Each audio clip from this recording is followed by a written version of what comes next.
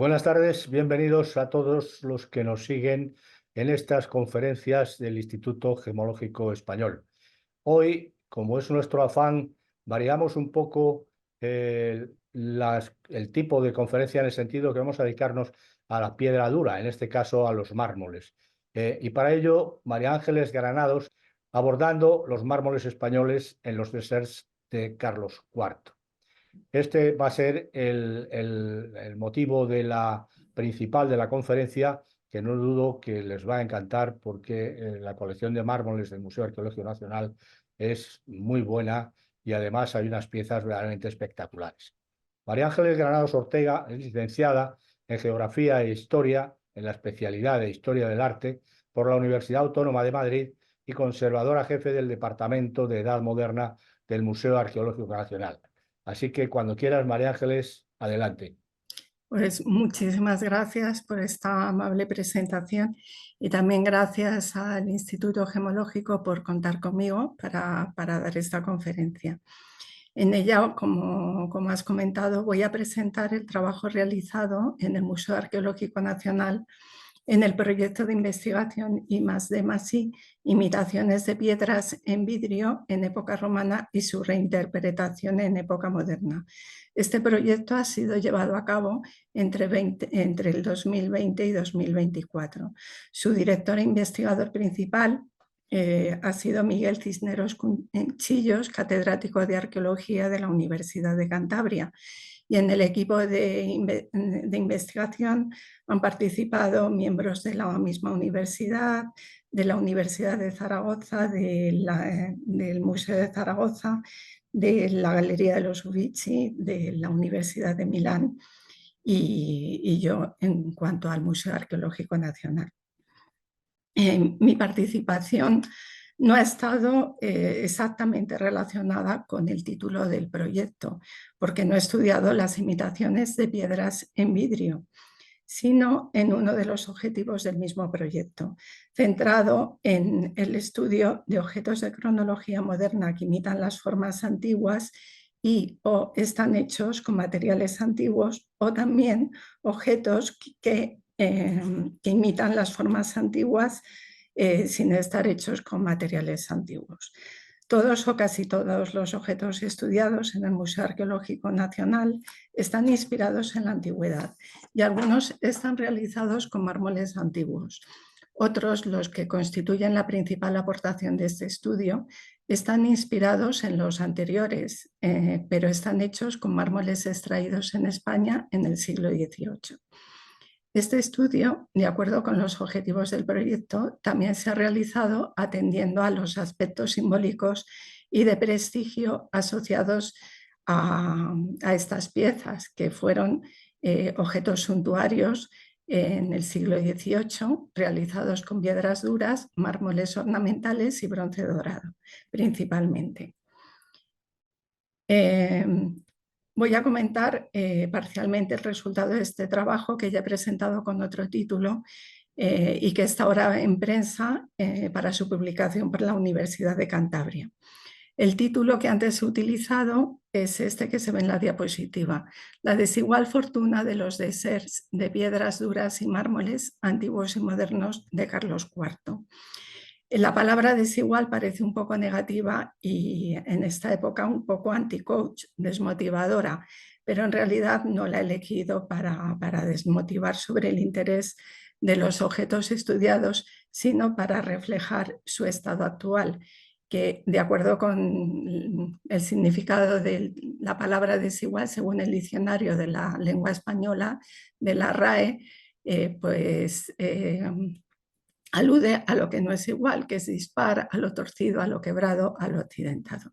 Y así están algunas de las piezas estudiadas, se pueden definir así. Pero no obstante, son muy interesantes tanto por su historia como por su diseño y sus materiales. Y algunas de ellas, sobre todo las romanas, conservan en gran parte su esplendor original. No obstante, todos los objetos estudiados, que comprenden más de 100 piezas, son restos, o sea, son restos de grandes conjuntos ornamentales llamados deserts, un término italiano utilizado para designar los centros de mesa montados en las mesas donde se celebraban los banquetes por las élites del siglo XVIII. En España se llamaban ramilletes y en Francia desserts, surtout de table o dormants. Lo que tienen en especial estas piezas es que formaron parte de desserts específicamente utilizados para adornar las mesas de etiqueta en los banquetes celebrados por Carlos de Borbón y Sajonia, príncipe de Asturias, en 1786, cuando se adquirió el primer dessert para él. Y también otras piezas corresponden a desserts que se realizaron entre 1788 y 1808 para Carlos IV. En 1808 terminó su reinado y se exilió a Bayona. También, si hay algo que define los objetos estudiados, es que son de estilo neoclásico y algunos representan monumentos antiguos en tamaño reducido. Otros, en especial los que peor están en cuanto a su estado de conservación y por ello están guardados en los almacenes del museo, son pedestales y jarrones que formaron parte de los mismos centros de mesa o se utilizaron por separado como ornamentos de consolas y repisas de chimenea. Los mejores en cuanto a su calidad artística y su estado de conservación han sido muy resaltados en la exposición permanente de este museo. En la actualidad están expuestos en la última vitrina de la Sala 30 de la planta segunda del Museo Arqueológico Nacional. Una vitrina que forma parte de una unidad expositiva titulada La Antigüedad Recuperada.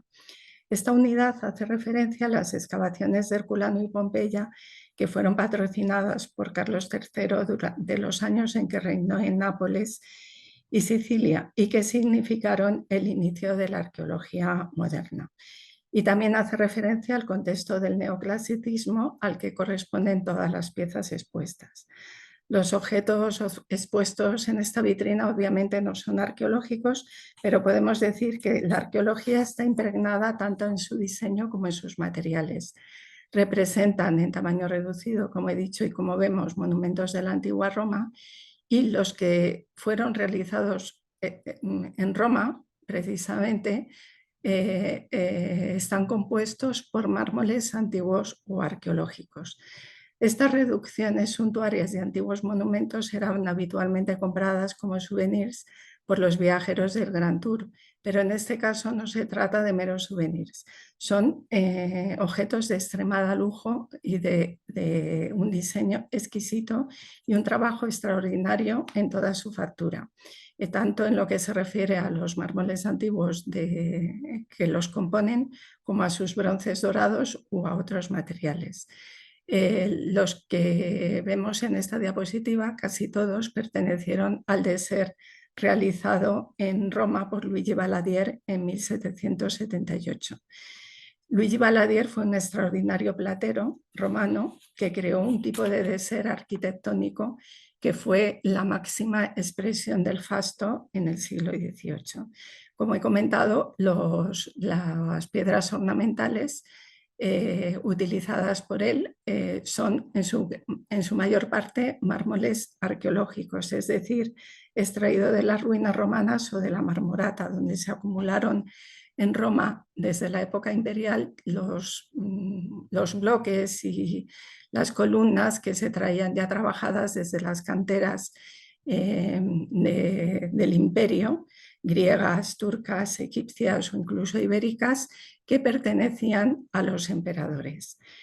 Su reutilización en Roma fue sistemática desde el siglo XVI, sobre todo con la función arquitectónica de revestir los interiores de los palacios y templos o iglesias, pero también se les dio un uso suntuario y escultórico. En la misma vitrina hay muy poquitos objetos españoles, pero después los veremos.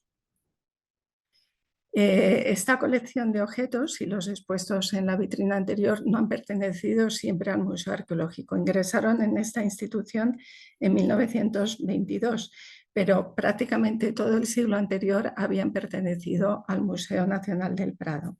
¿Cómo llegaron al Museo Nacional del Prado? Pues por orden de Fernando VII, que en 1826 ideó formar una galería de escultura en su Real Museo de Pintura.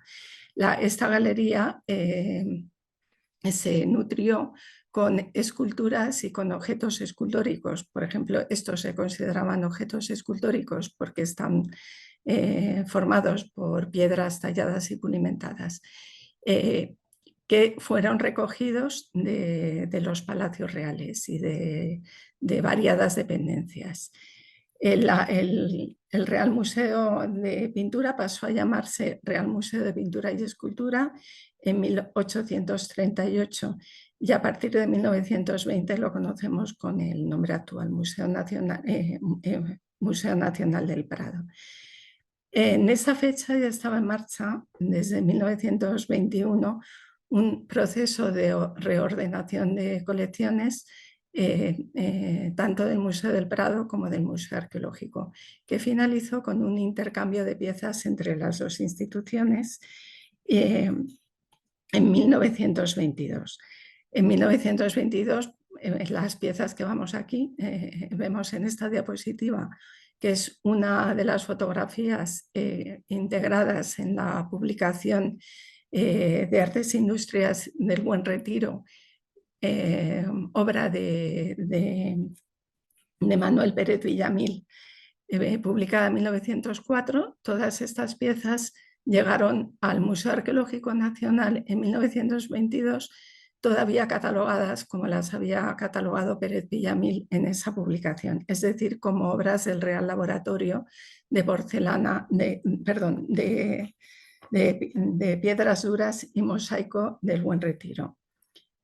Este taller comenzó su actividad en 1761 y perteneció al recinto ocupado sobre todo por los talleres de la Real Fábrica de Buen Retiro, una fundación de Carlos III erigida en el Jardín del Buen Retiro, del Palacio del Buen Retiro, donde ahora está en la glorieta del Ángel Caído.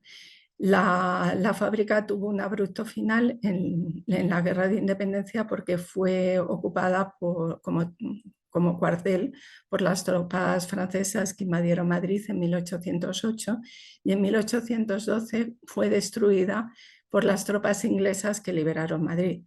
Y en esta destrucción se perdió todo su archivo. Esta pérdida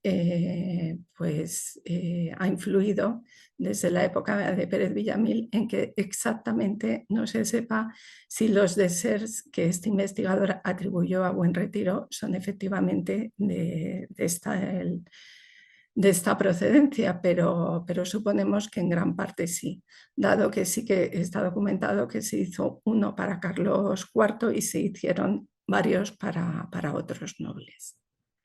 Las obras más conocidas del Real Laboratorio del Buen Retiro son las 8 consolas, los 8 tableros de consolas conservados en el Museo Nacional del Prado. Desde 1904 habría de pasar muchísimo tiempo hasta que el principal conjunto de piezas de extraordinaria calidad, pero aún así atribuidas por Pérez Villamil al Buen Retiro, fue identificado como los restos del désert realizado por Luigi Balladir en Roma en 1778 para un noble francés. Este désert fue identificado, bueno, las piezas que actualmente forman parte de este désert son muy pocas, o sea, es un número exiguo respecto a su composición original y casi todas fueron identificadas han sido identificadas por Álvar González Palacios, el principal historiador de las artes decorativas romanas del siglo XVIII. Estas son he escogido estas obras porque en ellas Álvar González Palacios empezó la identificación que culminó en 2018 con la publicación, con la exposición celebrada en la Free Collection de Nueva York, dedicada a Luigi Valadier. El dessert, también, perdón, me he saltado esta referencia, no me la voy a saltar porque es también muy importante, porque uno de los factores que ha permitido la identificación de las piezas hoy conservadas son los diseños realizados en el taller de Luigi Valadier, que se conservan en el Museo Napoleónico de Roma y que fueron publicados por Álvar González Palacios en 2015 en el catálogo de esta exposición.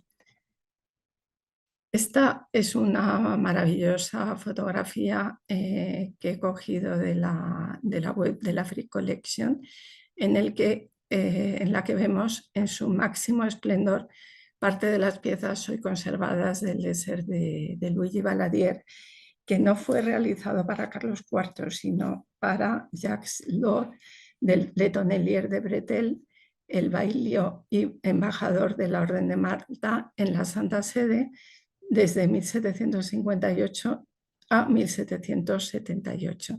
Ese año se trasladó a su nuevo destino como embajador en París.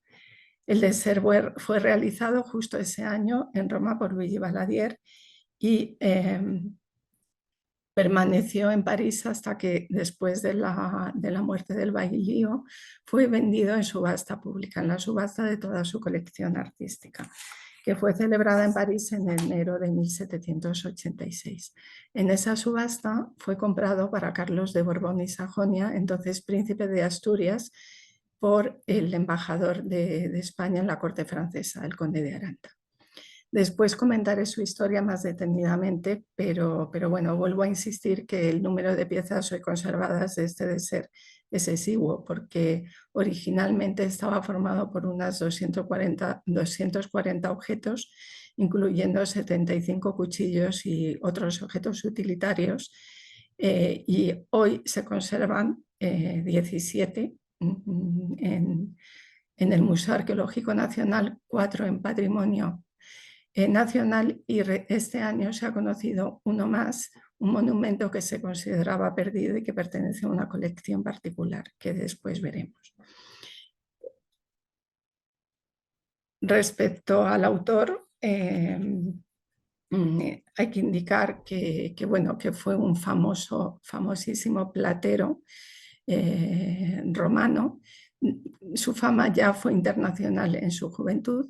Fue hijo de un orfebre francés, Andrea Valadier, y nació en Roma en 1726. De él no se conserva ningún retrato y por eso lo he representado con una silueta en negro al lado del retrato de su hijo Giuseppe Valadier, que fue orfebre y platero como su padre, pero también un famoso arquitecto. Y de hecho, él continuó la actividad del taller paterno hasta 1827. Su padre murió en 1785, trágicamente, como después comentaremos. Las obras de Luigi Valadier han sido sobre todo estudiadas por Álvar González Palacios, que ha resaltado la gran diferencia entre la versatilidad de sus estilos como platero y como creador de objetos suntuarios dentro del contexto del neoclasicismo. Me parece que aquí me he saltado una referencia de la segunda obra, pero bueno, ahora la comento. Esta versatilidad oscilaba entre el estilo rococó de sus obras de platería, más próximas al estilo de la platería francesa, que por ejemplo aquí vemos en el estilo de una urna de oro que pertenece al monumento que se monta en el Jueves Santo en la Catedral de Sevilla y fue realizado por Luigi Valadier en 1771, y otra obra que se conserva en el Museo del Louvre y que es completamente está en el otro lado del péndulo en cuanto a la novedad del estilo, ¿no? Que además es un estilo en el que neoclásico, propiamente romano, en el que es muy importante la alusión o la introducción de la arqueología. Valadier, en este caso, bebía de las mismas fuentes que otros artistas romanos que se involucraron y en el neoclasicismo impulsado por Winkelmann y por artistas como Piranesi. La obra que está en esta diapositiva, la obra realizada a la antigua, por Valadier, es el marco de este camafeo que ocupa su centro, un camafeo de vidrio romano muy raro que fue descubierto en las catacumbas romanas. Valadier creó para él un marco neoclásico, también con muchísimas alusiones arqueológicas, en las que pudo utilizar o no, porque todavía no se sabe, no se han autentificado, bronces antiguos y camafeos antiguos. Los deserts por él concebidos fueron también obras realizadas a la antigua y combinaron las piedras duras, los mármoles antiguos, con adornos de bronce dorado, con plata dorada, incluso con oro, con esmalte, con ámbar, con marfil, con pasta de vidrio y con gemas, todo labrado con una exquisita calidad técnica y exquisito gusto. Valadier incorporó además a sus deserts bronces y camafeos antiguos y sus imitaciones o reproducciones, al igual que figuras y jarrones de estilo neoegipcio basados en los originales hallados en Roma. En esta diapositiva voy a comentar algunos datos sobre el primer propietario del désert de Carlos IV, del désert de Valadier que perteneció a Carlos IV. Fue, como he comentado, el bailío de Bretel, embajador de la Orden de Malta en Roma. Y curiosamente, de todos los déserts realizados por Valadier y documentados, algunos documentados pero no conocidos, se conservan los dos que realizó para el bailío de Bretel, que fue un gran coleccionista de pintura, pero también un gran aficionado a coleccionar piedras y mármoles extraños o preciosos, raros o preciosos. No parece que coleccionara esas piedras de por sí o como lapidarios, ¿no? Sino transformadas en objetos. Como he comentado, fue propietario de dos deserts realizados por Valadier. El primero, datado en 1769, lo vendió él mismo a la emperatriz Catalina II, emperatriz de Rusia, conocida como Catalina la Grande, en 1777 y se conserva también parcialmente en el Museo del Hermitage. Aquí lo vemos, tanto el diseño con el basamento, que es uno de los elementos principales hoy no conservados, pero debajo vemos toda su composición.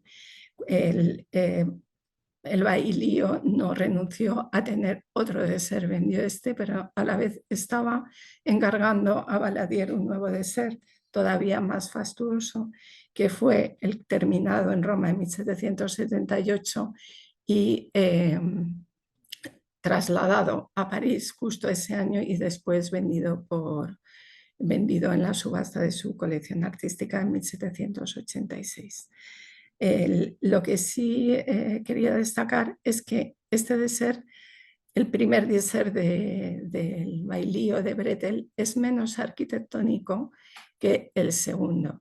Y también conserva, a diferencia del segundo, conserva el juego de cuchillos con mangos de piedras duras, ágatas, que también tenía el désert de Carlos IV, pero que se han perdido o están en paradero desconocido. Yo creo que probablemente desaparecieron en la Guerra de la Independencia. El catálogo de la venta del désert en la subasta celebrada en París en 1786 contiene la descripción más pormenorizada de todos sus componentes, incluyendo los 75 cuchillos. comprendían en total, comprendía el désert en total 240 objetos que se atribuyeron a los mejores artistas o artífices romanos.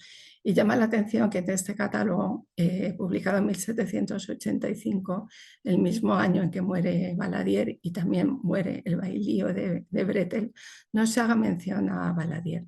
Yo creo que se omitió su nombre porque Valadier se suicidó tirándose al Tíber, abrumado por las deudas y por la preocupación de no poder pagar a todos los artesanos que realizaban las maravillosas obras de su taller, que eran pues, artesanos de muchísimas especialidades y un gran número, pues, a lo mejor cercano a 80 artífices.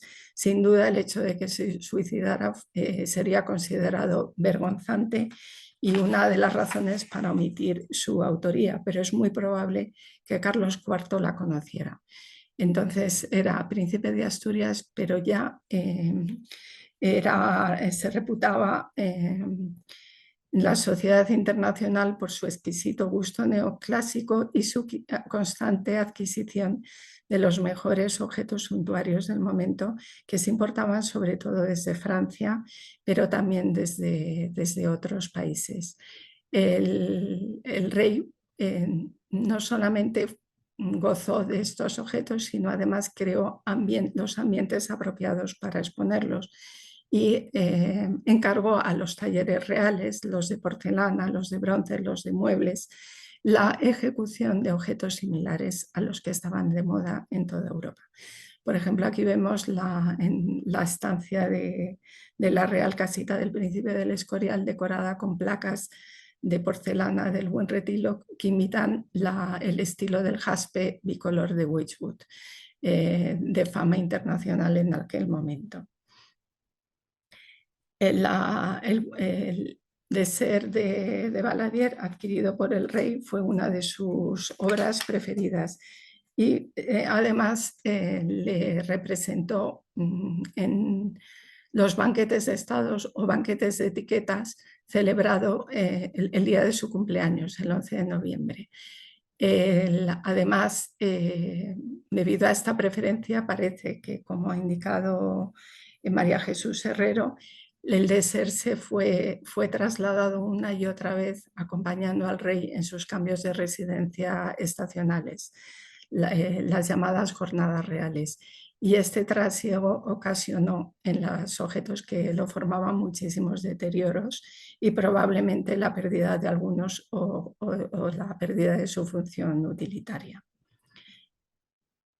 Aunque no se conservan documentos que lo certifiquen tal cual, parece que Carlos IV ordenó ampliar el désert de Valadier con objetos realizados con mármoles españoles. Y también, eso sí que se conoce documentalmente, ordenó la creación de déserts completos con mármoles españoles, pero inspirados siempre en el désert romano. El primero fue el désert que encargó al Real Laboratorio de Buen Retiro para la casita del Príncipe del Escorial, una obra diseñada por el broncista Juan Bautista Ferroni. O sea, Juan Bautista Ferroni diseñó cada uno de los objetos y ejecutó los bronces, pero los mármoles fueron realizados en el Real Laboratorio de Piedras Duras y Mosaico del Buen Retiro. La obra pudo empezar a elaborarse hacia 1789. En 1888, este désert, el désert de la casita del Príncipe del Escorial, acompañó al rey en su exilio a Bayona y en su encuentro con el emperador en esa ciudad francesa se lo regaló a Napoleón. Pero parece que a Napoleón no le gustó, porque ordenó su desmontaje y la transformación de sus pórticos y arcos de triunfo en relojes. Esta es otra de las historias accidentadas vinculadas a los déserts de Carlos IV. Ahora mismo se encuentran la mayor parte de los objetos que componían ese désert en el Museo de Fontainebleau, en el Museo Napoleónico de Fontainebleau. En España permanecieron ya en desuso el désert de Valadier y los objetos que se realizaron probablemente para completarlo, que después vamos a ver. Justo en la última etapa de su reinado, Carlos IV ordenó la elaboración de otro désert, pero esta vez no al Real Laboratorio de Buen Retiro, sino a los arquitectos reales y al obrador de mármoles del Palacio Real. Después lo veremos. Voy a comentar rápidamente las piezas hoy conservadas porque son muy importantes para entender por qué se hicieron otras piezas para completarlo o aumentarlo con mármoles españoles. Este es el plato conservado en Patrimonio Nacional, que está formado por 5 secciones que fueron ampliadas con otras 8 realizadas por el Real Laboratorio del Buen Retiro, lo que indica la voluntad del rey de aumentar el désert italiano. Esta pieza fue la primera identificada como obra de Valadier por Eleanor Thomson. Las demás han sido identificadas por Álvaro González Palacios. Parece que el centro del plato estaba ocupado por este monumento, que es el Templo de Flora. Está inspirado en el templo de la Sibila de Tivoli. Y está realizado con un estilobato de alabastro florido combinado con rosso antico y tiene 12 columnas empelechadas con láminas de lapislázuli. El friso es de lapislázuli con guirnaldas de bronce de esmalte polícromo con bucráneos. Y hoy no se conserva en su estado original porque después veremos que estaba rematado con unas figuras y en el interior contenía un zócalo con otras figuras y adornos. El zócalo de este monumento se completaba con estas 2 escalinatas que se conservan en el Museo Arqueológico Nacional, que tienen la parte trasera es curva para ceñirse al círculo del estilobato. Están realizadas con mármol estatuario blanco de Carrara y tienen máscaras de bronce de leones de bronce dorado con anillas de cornalina en las fauces. Los principales monumentos hoy conservados son los arcos de triunfo, el arco de los argentarios de Velabro de Roma y el arco de Tito. Son reproducciones fieles y a la vez libres, o sea, interpretaciones de lujo realizados con los más exquisitos materiales.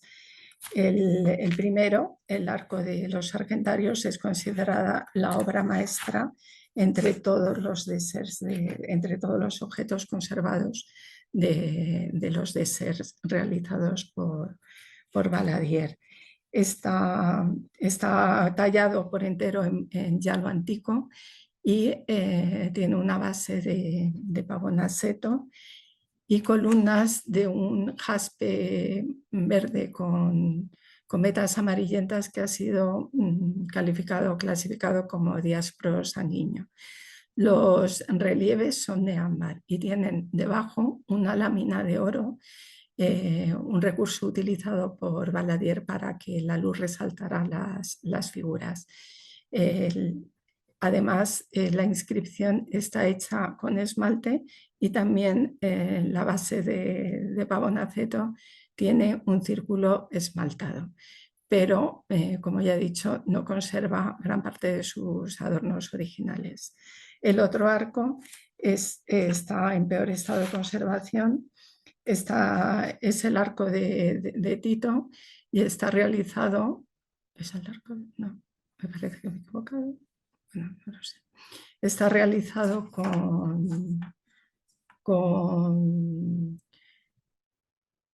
mármol blanco estatuario, pilastras de verde de Córsica y unas columnas un poco similares a las del arco anterior, pero está en un estado de conservación regular.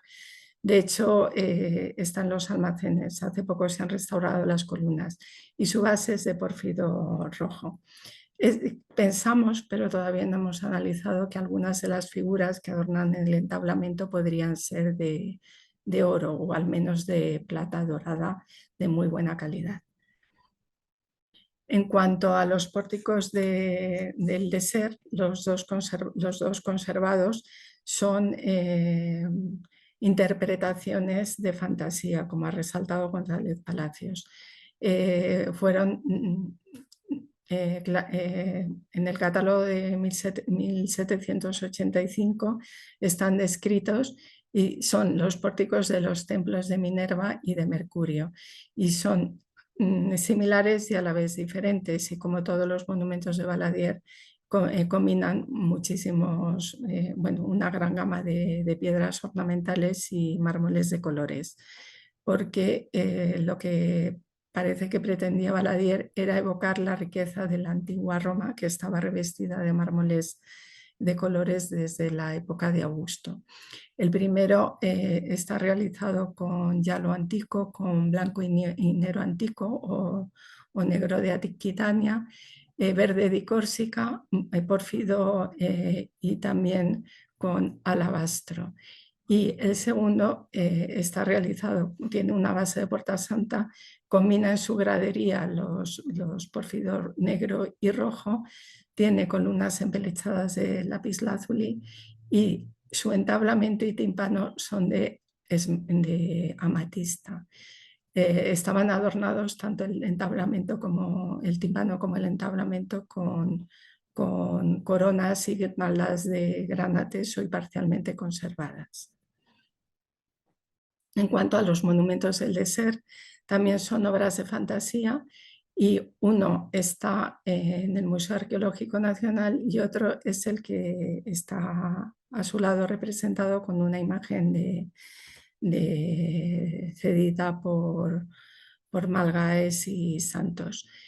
Los dos monumentos están también descritos, son reconocibles en las descripciones del catálogo de 1786, pero como vemos son muy diferentes. Uno es simplemente un pórtico sostenido de alabastro, sostenido con 4 columnas, de lo que parece diásporo sanguíneo, y porque fue descrito como eritropía o heliótropo en los inventarios antiguos.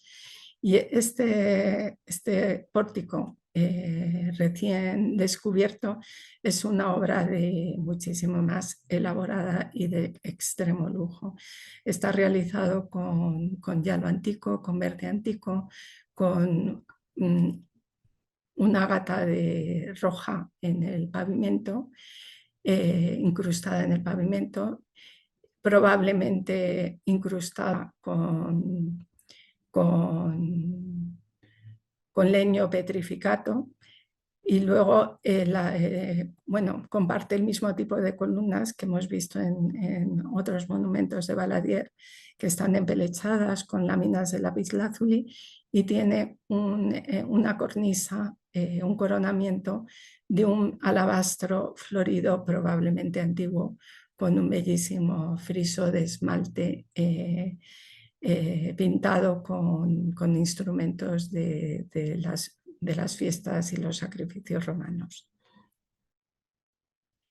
El Dessert también tenía de Valadier tenía numerosas piezas como estas, obeliscos, columnas triunfales y columnas rostrales. Esta es una selección de los principales modelos y de sus materiales: el roso antico, el pórfido verde, el pórfido roso y el diásporo de Sicilia. Algunas estaban englobadas en un pequeño Dessert dentro del Dessert, formado por piezas que formaban una especie de circo máximo, que estaba rematado en los extremos por 2 exedras, que son estas, una es esta, conservadas en Patrimonio Nacional, que están realizadas con alabastro y pavonaceto. También el Leser, como he comentado, tenía numerosos objetos utilitarios, pero se conservan solamente 3 saleros, o lo que parece que fueron 3 saleros. 2 tienen cuenco de pórfido sostenidos por monopodios formados con cabezas y patas de león y zócalos de roso antiguo. Y un tercero tiene el cuenco del tercero está tallado en diásporo de Sicilia. Antes de pasar a ver los elementos o las obras realizadas con mármoles españoles, quería hacer un repaso muy, muy breve sobre los mármoles antiguos utilizados en el Leser de Valadier, porque son los que se pretendieron emular con los mármoles españoles, tanto en lo que respecta a su color como a su calidad ornamental por la riqueza de sus vetas. Uno de ellos es el roso antiguo, el mármol taenarium, como se decía en la época imperial romana, que procedía del cabo o se extraía en el cabo Tenario de Grecia. Otro, el portasanta, el mármol chium, que se obtenía en la isla de Chios, en Grecia. En los amarillos, bueno, el principal y casi único en importancia fue el hialo antiguo mármol numidicum, que se obtenía en canteras de Chentú, en Túnez. En la época en la que se hizo, en el siglo XVIII, ya era muy habitual utilizar mármoles en sustitución de los antiguos. Por ejemplo, el hialo antiguo a veces se sustituía con el hialo de Siena. En cuanto a los negros, el más famoso era el bianco ignero antico o el mármol, que podía recibir el nombre de mármol celticum y se obtenía de los Altos Pirineos en Francia. Y el otro que también presente en blanco y negro presente en el Leser de Valadier es el pavonazzeto o mármol frigium. Se obtenía de la antigua Frigia en Turquía y fue uno de los mármoles de mayor significado político durante el Imperio Romano. En cuanto a los pórfidos, el pórfido roso es el más habitual y además se llamaba pórfido imperial y se obtenía en Egipto, pero también existían variedades de pórfido negro y de pórfido verde obtenidas en las mismas canteras. Aquí quiero hacer hincapié en que, bueno, en este trabajo he utilizado el término mármol en sentido generalista y laso porque con ello describo todas las piedras ornamentales independientemente de su dureza, que adquieren una calidad marmórea al ser pulimentadas, sea cual sea su composición o su grado de metamorfosis y su dureza. Hasta aquí he expuesto algunos de los mármoles o piedras tiernas, como se decía en el Renacimiento, que incluían hasta el pórfido de gran dureza. Y en esta diapositiva vemos algunas de las piedras duras utilizadas por Valadier. Las piezas no conservan muchos de los elementos y adornos de ágata que tenían, pero sí conservan los elementos cubiertos con láminas de lápiz lazuli, de diásporo de Sicilia y de verde di Córsica. El verde di Córsica utilizado por Valadier era la mejor variedad, conocida como Smaragdite, llamada también plasma de esmeraldo, y se obtenía del monte de San Pedrone de Córcega. Las reparaciones del Leser de Valadier comenzaron en el mismo momento de su llegada a la corte española. Llegó directamente desde París al Real Palacio de Aranjuez y allí tuvo que ser reparado por los desperfectos que sufrió en el viaje por oficiales del Real Laboratorio de Piedras Duras y Mosaicos del Buen Retiro y por Ferroni.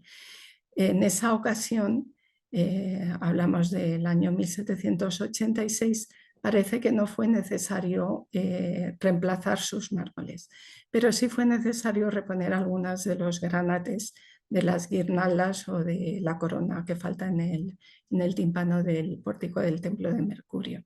Y Carolina Anaya, una de las investigadoras del proyecto, ha diferenciado los granates originales de los repuestos.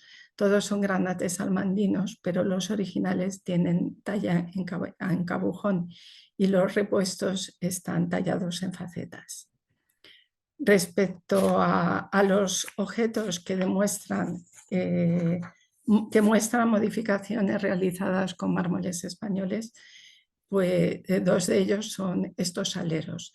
Los aleros de pórfido rojo y mármol roso en España se situaron, no sabemos, bueno, si para reemplazar unos pedestales anteriores o simplemente por ponerles otros pedestales, se colocaron sobre unos pedestales circulares de alabastro que están ahora también en el Museo Arqueológico Nacional y que tienen guirnaldas de bronce dorado mucho más pobre que el utilizado en el Désert de Valadier.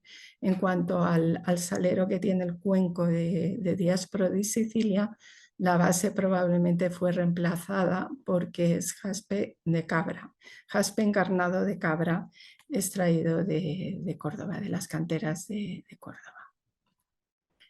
También se detecta el uso de un mármol español en estos pedestales que no han sido catalogados como obras de Valadier, pero yo los he atribuido en el proyecto a Valadier.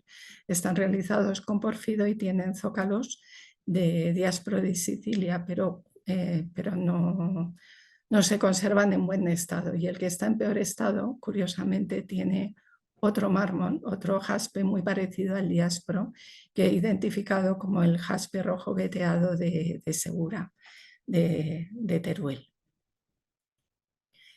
En cuanto al monumento recién incorporado al repertorio del Désert de Valadier, que vemos aquí en su diseño original conservado en el Museo Napoleónico de Roma, en todo su esplendor, con los adornos que tenía y que se han perdido, no sabemos en qué fecha, como el resto de los adornos de los objetos conservados.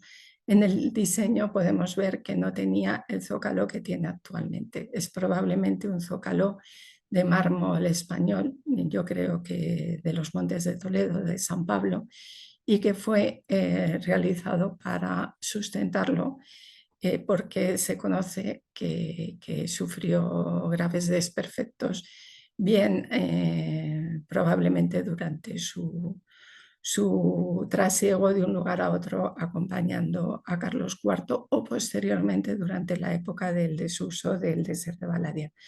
No sabemos cómo este monumento salió del Palacio Real, pero puede que lo recibiera algún miembro del Palacio Real como herencia o que fuera regalado por alguno de los reyes del siglo XIX. El templo de Flora también ha perdido sus antiguos adornos, como vemos al compararlo con el dibujo original, pero lo que quiero resaltar aquí, que en este caso la pérdida de los que tenía en la cornisa, sobre la cornisa, está justificada porque no sabemos en qué fecha fue completado o fue transformado con una cúpula de alabastro oriental y con un gran zócalo blanco en el Real Laboratorio del Retiro seguramente. La cúpula todavía la tenía en 1997, que es la fecha de esta fotografía que pertenece al catálogo El Oro de Valadier.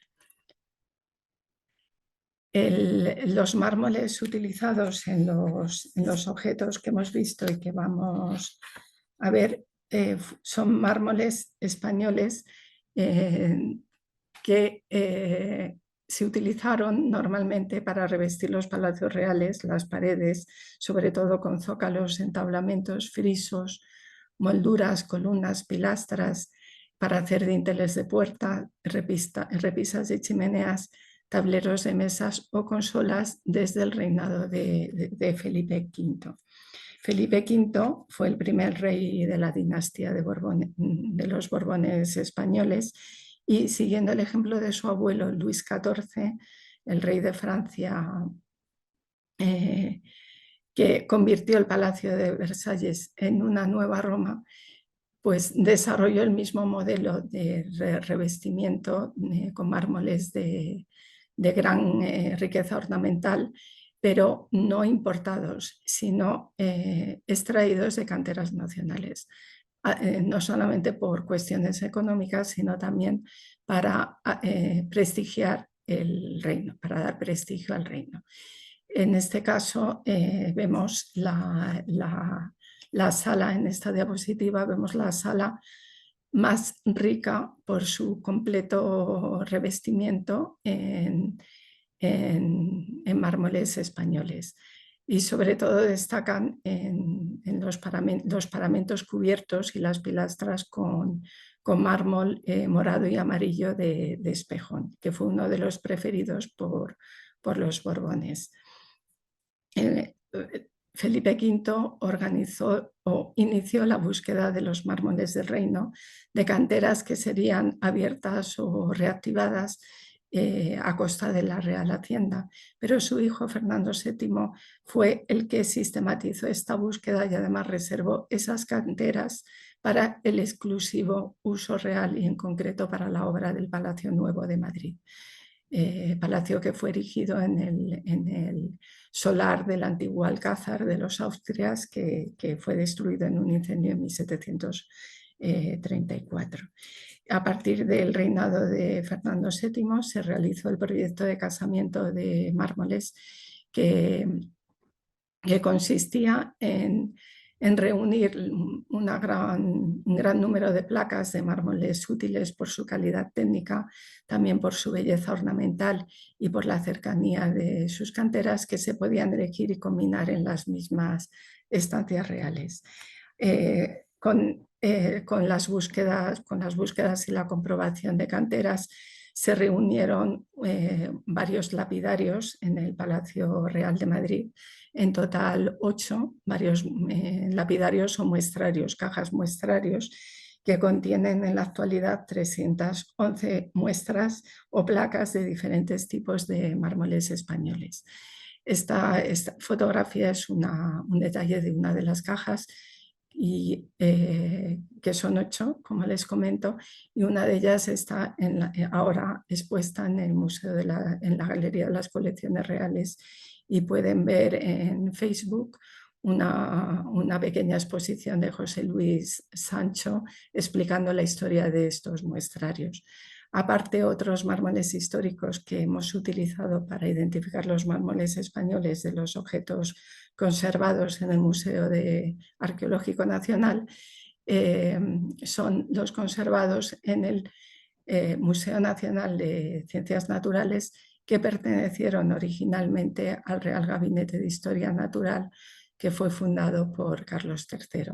Este rey tuvo, además de terminar la decoración del Palacio de Madrid con pavimentos de mármoles españoles, también incorporó un nuevo valor a los mármoles del reino, que fue el de su riqueza y el de su prestigio como reflejo de la riqueza de la nación, en mármoles ornamentales o de pulimento. Las placas del Real Gabinete de Historia Natural fueron preparadas en su mayor parte por el marmolista Antonio Rodríguez, y se conservan casi todas en la actualidad y han sido publicadas por García Guinea y otros autores en este catálogo que se puede consultar online. Las placas de los muestrarios que he comentado han permitido identificar, por ejemplo, los mármoles españoles de estos dos arcos de triunfo, uno de ellos expuesto en la vitrina de la Sala 30 que antes les he enseñado. Son las obras más interesantes y completas en cuanto a la gran gama de mármoles españoles que muestran, y también se basan, que es una de las aportaciones principales del proyecto, en diseños de Valadier, aunque todavía no sé por qué vía o cómo pudieron los marmolistas que lo realizaron conocer esos diseños. El primero es el arco de Tito de Roma, y el segundo una reducción del arco de los Sergios conservado en Pula, Croacia. El mejor conservado es el arco de Tito, pero no es como lo vemos, está montado en esta fotografía y en la vitrina que lo expone elemento por elemento, o sea, todos los elementos están separados. Por eso está claro que es uno de los arcos de triunfo que estaban descompuestos según un inventario de 1818. La gama, en esta diapositiva vemos el modelo de Valadier en el que está inspirado, que es el arco de Tito, que pertenece al de ser conservado en el Museo del Hermitage. La comparación nos sirve para ver que en algunos casos sí se ha seguido con fidelidad el modelo en cuanto al color del diseño, por ejemplo en la inscripción, pero no en el resto de los mármoles, aunque sí se ha pretendido emular la riqueza de las vetas representadas en el diseño de Valadier. Pero los mármoles son completamente diferentes a los antiguos en el sentido de que se trata de mármol de Robledo, de jaspe de Robledo de Isabela, de serpentina de Granada, de jaspe de Cuenca, de jaspe amarillo de Espejón, del jaspe o de otro jaspe morado con clastos de Espejón, de alabastro y de un zócalo de Brocadelo de Tortosa. En cuanto al arco de Pula, se conserva en un estado de conservación mucho peor, no está completo, y lo que sí es extraordinariamente rico cromáticamente. No sabemos si con qué intención, si fue algo pretendido para emular el diseño de Valadier o también bueno, pues por el gusto del propio rey Carlos IV al que debió pertenecer. El mármol del ático es el encarnado naranja, es mármol de Cedín, que está combinado con serpentina de Granada, con mármol negro de Mañaria, con mármol amarillo de Espejón, con mármol con clastos amarillentos de Espejón,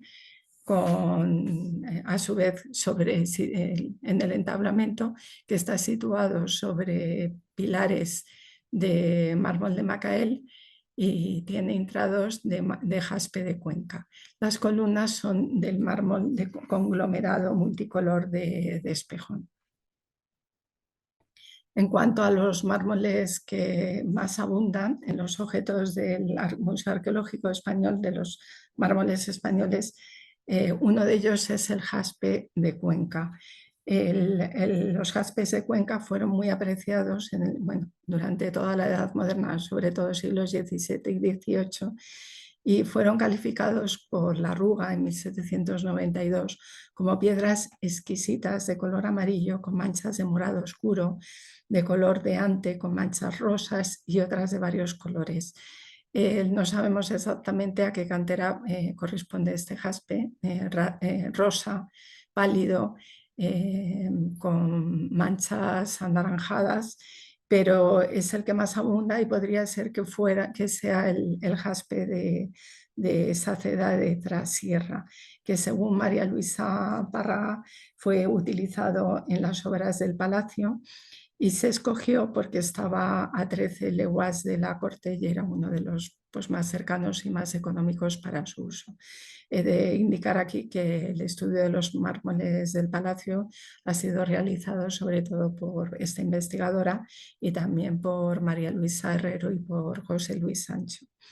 En cuanto a otras canteras, se conocen debido a que Torrero y otros geólogos han identificado desde el punto de vista geológico los procedentes de los utilizados en la Catedral de Cuenca y procedentes de canteras de la Cierva, de la Lastra y de Buenache de la Sierra. Todos son calizas y dolomías y su gama es variada, pero bueno, oscilan entre el rosa pajizo, entre el amarillo con manchas granates, el amarillo denso, muy parecido al espejón amarillo, y también el granate con manchas anaranjadas. Esto es un detalle del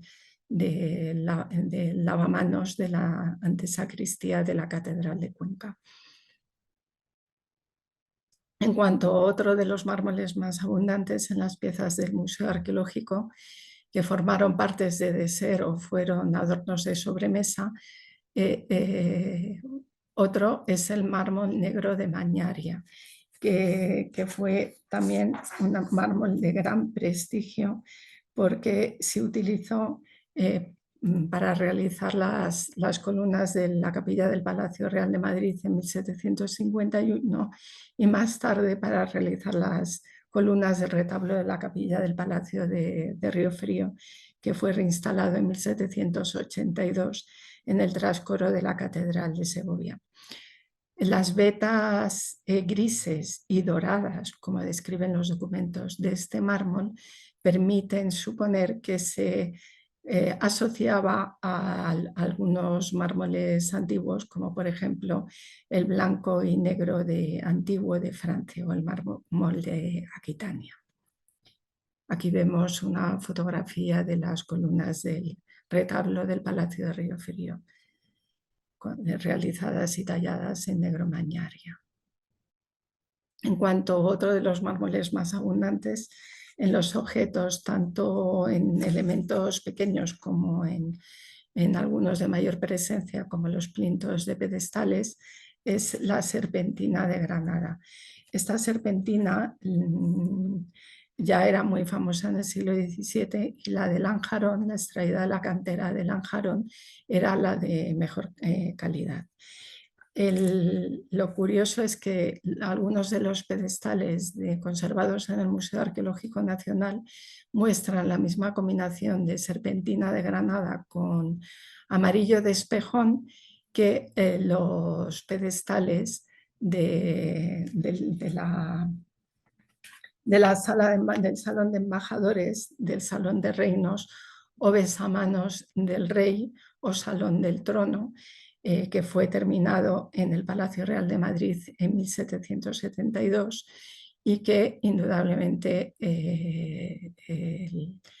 dada la función de esta sala, podemos comprender el prestigio que tenían estos mármoles para la representación de la magnificencia de la corte española. Según Guillermo Bowles, un naturalista inglés que fue comisionado en 1752 por Fernando VI para estudiar el estado y la riqueza natural de la nación, esta serpentina de Granada era aún mejor y superior que el mármol verde antico. Otro de los mármoles utilizados en el desierto de Valadier, que antes no he nombrado, pero no comento ahora, el mármol Thessalonicum, que se obtenía en Tesalia, Grecia. En realidad existían otros mármoles verdes antiguos, a lo mejor más parecidos que el verde antiguo a la serpentina de Granada, pero esta comparación es elocuente porque sirve o nos ilustra sobre la asociación de la serpentina con uno de los mármoles más apreciados, antiguos más apreciados en la antigüedad y en la Edad Moderna. En cuanto a a los mármoles de color amarillo que pudieron sustituir o evocar el yalo antiguo en las piezas españolas y también en las obras, en la decoración de los palacios reales. Hay varios que están muy relacionados e incluso a veces confundidos en los documentos. Uno es el amarillo de Cuenca, que ya he comentado, otro es el amarillo de Espejón, del que había varias variedades. Y aquí vemos uno de los pedestales, la cornisa de uno de los pedestales del museo, que está hecha probablemente con mármol de Espejón, con unas vetas rojizas, pero tampoco sabría decir yo si es mármol de Espejón o mármol de Cuenca. Son muy, muy similares. En cuanto a otro de las piedras o las piedras ornamentales españolas utilizadas en los objetos del Museo Arqueológico Nacional, que pudieron formar parte de desers o se emplearon también como adornos de sobremesa, pues es muy abundante la fluorita o el espatofluor. La fluorita o el espatofluor normalmente en los inventarios se atribuye a una procedencia inglesa, pero en los muestrarios del Palacio Real se conservan, y también del Real Gabinete de Historia Natural, se conservan muestras de placas históricas de fluorita extraída del Cabo de Gata, en Murcia. No sé exactamente cuál de estas piezas podrían corresponder a estas placas. Bueno, las he agrupado todas para que se puedan apreciar sus diferentes colores. Incluso podría haber algún error en la identificación de la fluorita en algunos jarrones. Pensando sobre todo en los dos del fondo, que tienen unos colores que, bueno, que yo de momento no había asociado a la fluorita. Curiosamente se conoce que cuando se descubrieron las vetas de fluorita o de piedra amatista, como se llamaba, en el Cabo de Gata de Murcia, se llevaron a Carlos III unas muestras que el rey rechazó porque no le gustó. Y la rechazó en 1764. Pero, no obstante, una arca muestrario del Palacio Real de Madrid conserva una placa de este espatofluor murciano, lo que indica que tuvo utilidad. Y pensamos que pudo ser utilizado para crear objetos como este o como los obeliscos y columnas conservados en el Museo Arqueológico Nacional y hechos con el mismo material. En cuanto a otro mármol, bueno, quería comentar que sí, que además hay una asociación de la fluorita con fluoritas antiguas, incluso presentes en el desert de Luigi Baladier, al menos en uno de los objetos que lo componían. En cuanto a otro de los mármoles más abundantes en la colección del museo, es este otro, que es el mármol dendrítico reticular de Lanjarón, y que está muy clara su asociación al greco escrito, el antiguo mármol griego que se llamaba así y que bueno, que es así. Este término es el que se utilizó en los inventarios antiguos del Museo del Prado para describir este mármol, lo que queda clara que se asociaba a la representación de un mármol antiguo. No obstante, los mármoles más asociados a la antigüedad, debido a que procedían de canteras que ya estuvieron activas en la época imperial en la España romana, podemos destacar dos: el mármol de los jaspes de Espejón y el brocatelo de Tortosa. Las antiguas canteras de Espejón y San Jerónimo de Espejón, localidades sorianas próximas a Segovia, fueron reabiertas en el reinado de Felipe V para suministrar jaspes a las obras del Real Palacio de la Granja de San Ildefonso, según han documentado Tárraga, Herrero y Simal. En este palacio se utilizarían con preferencia, como ya he comentado, la variedad morada y amarilla bandeada que predomina en la sala de mármoles o de Europa, y también la amarilla u ocre. Y hay que decir que ambas variedades estaban estrechamente vinculadas al prestigio de dos mármoles antiguos, el pórfido morado o roso y el yalo antiguo. Pero este prestigio no solamente no surgió en la Edad Moderna, parece que ya en la antigüedad se utilizaron en Hispania romana, sobre todo como se ha podido comprobar por su gran abundancia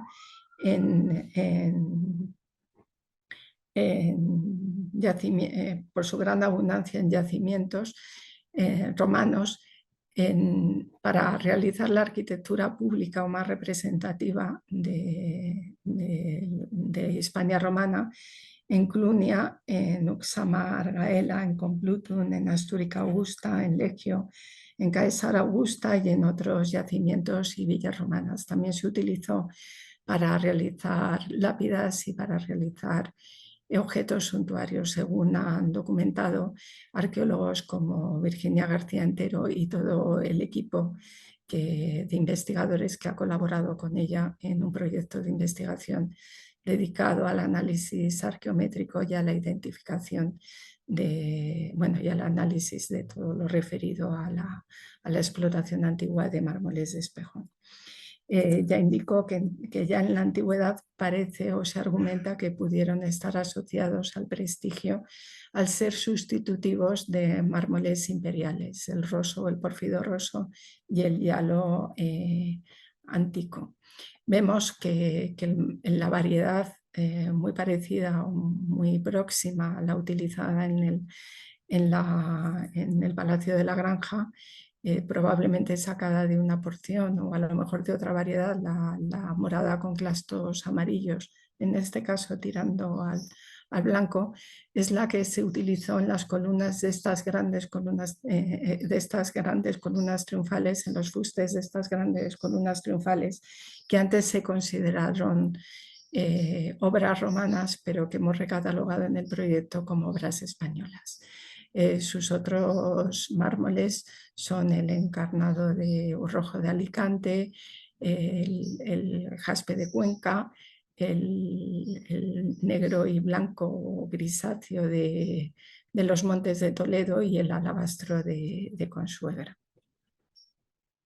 También vemos aquí esta obra que está realizado con el mismo jaspe de Espejón utilizado en los fustes de las columnas, y es una pieza, es una vasca o bañera que tuvo que estar directamente inspirado por un objeto del Désert de Baladier no conservado en la actualidad, y que nos permite comprender muy bien la relación del jaspe morado de Espejón con el pórfido rojo. No obstante, no era solamente el pórfido, el mármol, el jaspe, el mármol antiguo, el que podía evocar el jaspe de Espejón, porque podemos comparar las columnas del arco que he comentado de Croacia, que están realizados o tallados con conglomerado de espejo multicolor, con esta brecha tracañina.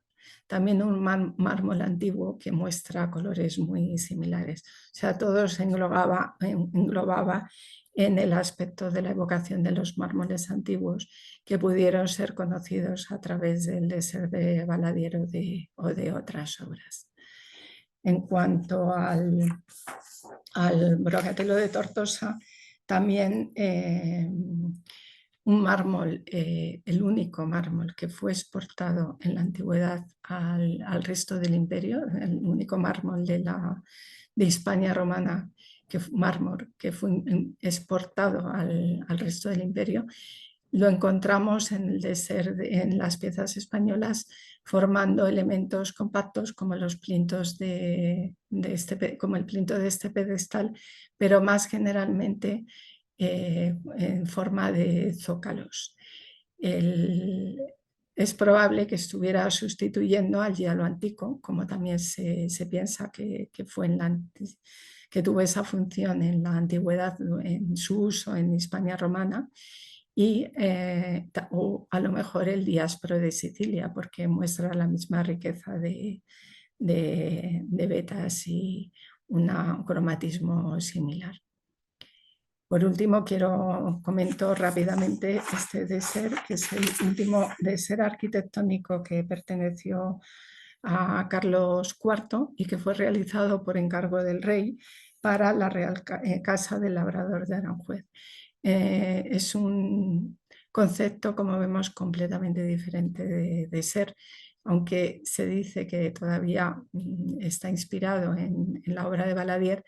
Ya hay otra elaboración diferente y ya las piezas no se caracterizan por ese cromatismo tan rico y tan variado que inspiró a los marmolistas de la corte a realizar objetos como los que hemos visto hasta este momento.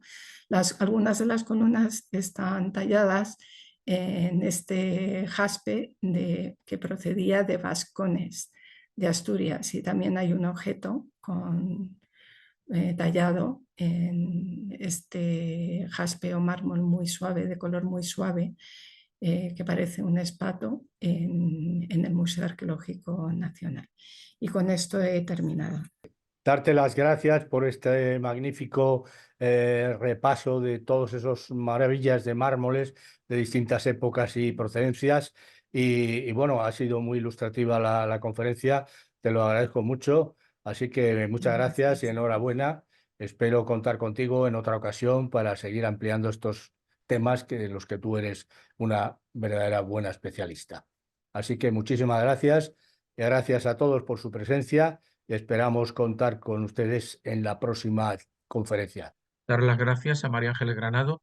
Me interesa muchísimo el tema porque he trabajado mucho a lo largo de mi vida en temas de roca ornamental, no desde el punto de vista histórico, sino desde el punto de vista más bien geológico, minero, pero me ha interesado muchísimo la conferencia. Muchas gracias, María Ángeles, y Muchas como ha gracias. dicho José María, esperamos contar contigo en más ocasiones. Tenemos mucho que aprender de ti. Bueno, Gracias. gracias.